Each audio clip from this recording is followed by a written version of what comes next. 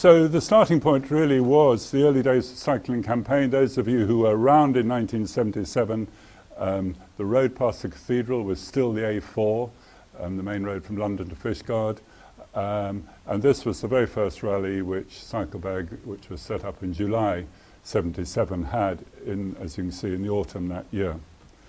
And so for the first year, as a campaign group, it did the usual thing, sent petitions, had demonstrations, and this one was deemed so offensive to the hotel that the city was persuaded to landscape the whole of the park to prevent it happening again.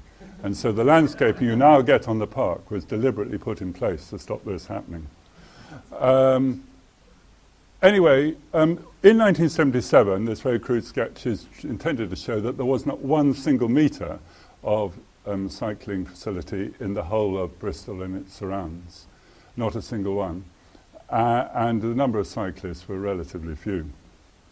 And so after about 18 months of hopeless campaigning, because the politicians weren't interested, Cyclebag turned its attention to the resources that we did have, and the obvious ones to go for in this very hilly area were the disused railways and the river valleys. In 1978, the cycling group started producing design reports because we felt that was a way to boost them up. And the very first design report we produced in January 79, produced by James Bruges, was the route to Castle Park to Eastville Park. And the next one we produced was a route from Bristol to Bath. And we didn't follow the railway at that time because we didn't feel we had the muscle to get it. We followed the River Avon as far as Keynsham and joined the railways for the last bit to Salford. And then the third big study we did for the Countryside Commission was of all the disused railways in Bristol and the Bath area.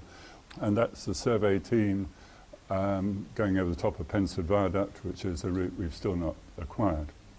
Later, in 1982, we were commissioned to do a study of all the disused railways in England and Wales, which was published by HMSO, but that's another story.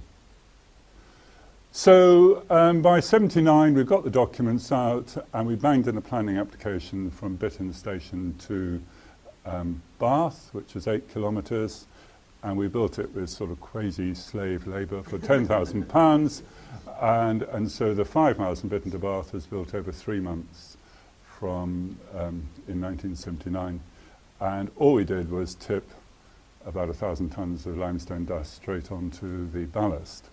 And I think you can see in the distance how sort of empty the railway was. And this was funded by Clark's, the shoe firm, one of their charitable trusts, because I persuaded them we'd wear out lots of shoes because the surface was so rough. Anyway, it was all pretty crude. It was just a few people, but it became instantly popular. And because we didn't do any market research or anything, we just thought it was a good idea to do it. And it became hugely popular in that very first autumn. And another of the group got the Minister of Transport down with his wife and kids to look at it. And we made sure everyone in Bristol was on it. And it worked an absolute treat because the path was packed until everybody stopped and said, "Are you the Minister?" But nonetheless, he was very impressed and he commissioned more work and so on. The next one we tackled was the Riverside Path to Pill, which I guess you've all been on. Now in 1980, it didn't look like this at all. It looked like that. You couldn't actually walk along the bank, although it's a public footpath. It was impassable completely. And so we had to do quite a severe bit of reconstruction, including sort of beyond the shooting ranges where the track to the quarries ran out. We had to carve a new track through the hillside. And we didn't always get it right. The levels weren't right at one point. They went under high tide, so the highest tide. So twice a year you sort of went through this soup. We raised that later. But no, it didn't stop us having openings. Cyclebag had openings at the most frequent intervals it possibly could. This was the opening of the path, and there were endless sort of meals and staff, and these sort of characters came along, and so there was quite a lot of fun in those early days.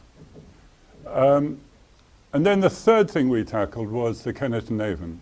So we tackled a railway path we tackled a riverside, and then we tackled the Heveningham Canal from Bath to Bradford and Avon. Now, in 1982, the canal towpath was in an absolute dreadful state because over the years the waterways had dredged the canal and put all the silt on the towpath.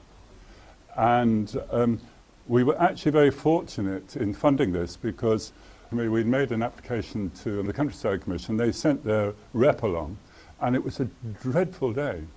And we got to a point like this, and he fell in the canal. And so I fished him out and thought that was the end of the grant. He said, no, you've got to the money immediately. This is where the government started introducing schemes for the unemployed. And there's some of the unemployed there. And they were absolutely brilliant. And we had a team of 10 people who worked for 6 years from Bath to Devizes. That's how long it took to get from Bath to Devizes. And again, hugely popular with the public. And I meant to just explain one thing. When it was muddy, just the whole width of the bank was wrecked by people jumping from one bit of grass to another. And the moment we put a decent path down, the rest of the verge flourished, because, of course, everyone used the path. So really, by 1982-83, Cyclebag had these quite large projects underway, completed.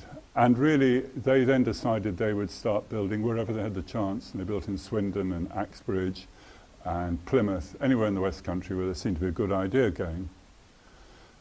But we still had to crack the section into Bristol. Now, the section to Bristol was really tricky because Bristol themselves were quite resistant. And it took to 1984 with a good deal of campaigning. This is the Staple Hill Tunnel before we started work. It's a summit tunnel, so it's level, so it doesn't drain very well. When we took the planning committee through, the weather was so bad there was an inversion in the tunnel, and the whole tunnel was full of thick fog.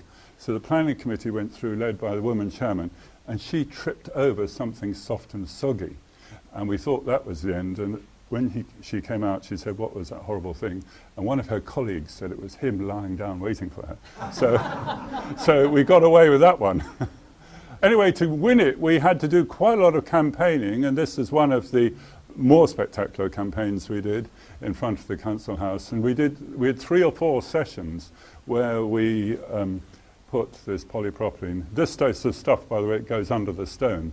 So if you dig up some of the paths today, you'll still find this lettering under the stone. Anyway, I think it was at this point that the county gave in, because it was Avon at the time, and Bristol and Avon supported us. And so this is, I mean, some of you may not realise it's all sort of matured now, but it was quite bleak when we went through.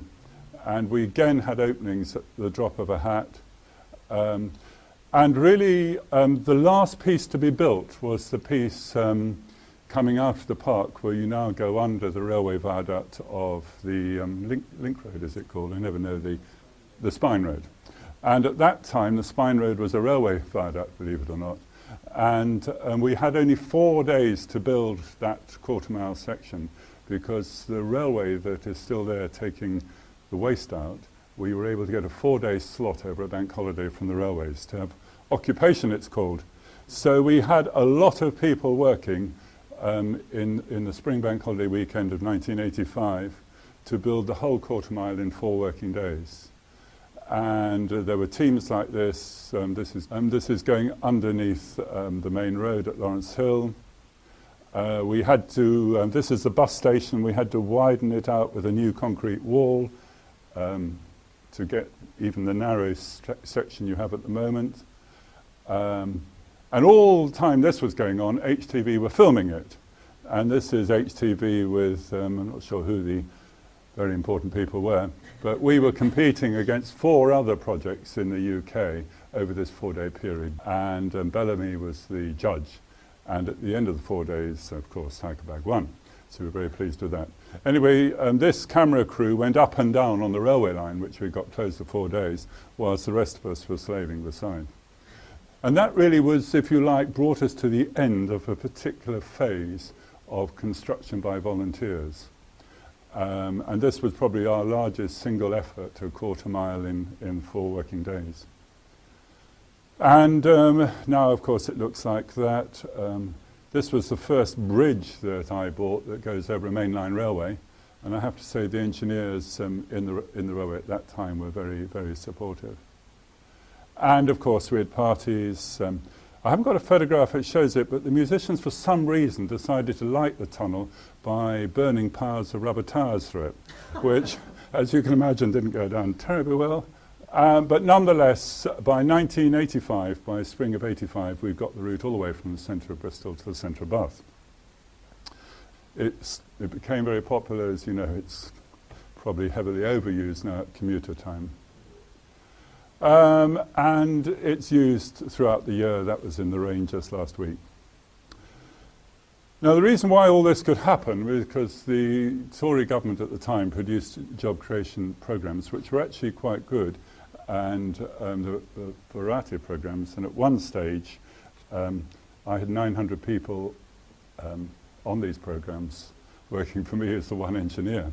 But fortunately, they produced, each 10 people you got had a manager, and we had some really good engineers with us. And this is the little team that built the Pill Path. And this is a team that went in and did some of the concrete bridges on the Bath Path, which we had to beef up. And this is another of the hard-working teams. And the consequences of this Bristol-based work was that railway path construction got going all over the country using these job creation teams. And generally, we were given 100 people in a team. And so at one stage, we had about 9 projects going. And because they were labour intensive, we didn't have to raise too much money for the materials. So this is the path from York to Selby. And the consequence of that was that when the lottery came along, we had all these bits and pieces built all over the country. So we were able to say to the lottery, let's have a national network. And we bid for 42 million, which I thought was a good one to go to, because if you remember in Hitchhiker's Guide to the Galaxy, that was the answer to all the problems. So that was the reason why we went 42 million. The maximum was 50 million, which we reckoned only posh projects like the Opera House would get and so on. So we had to have something less.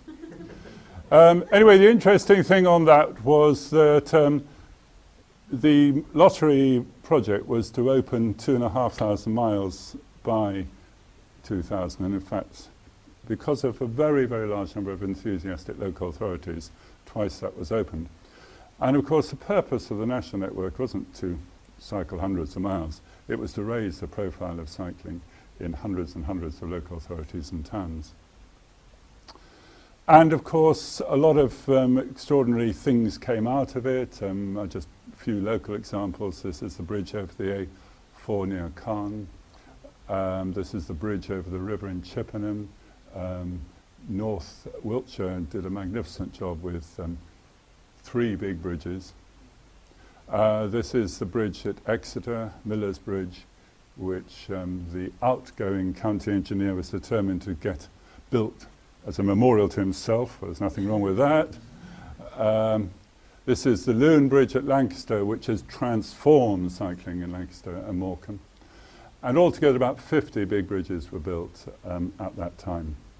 And all this really, I think Bristol and the Bristol Cycling Campaign needs to put in its history and take a bit of credit for, because it all started here and it all expanded from this point. So all of you in the campaign, thank you. So there have been, I mean, since between 79 and 77 and the present, there's been just unbelievable change, really. And of course, you see that on the annual closure of the Portway, which would have been inconceivable in 77. And I hope we'll eventually move to it being closed every Sunday, not just one Sunday. Yeah.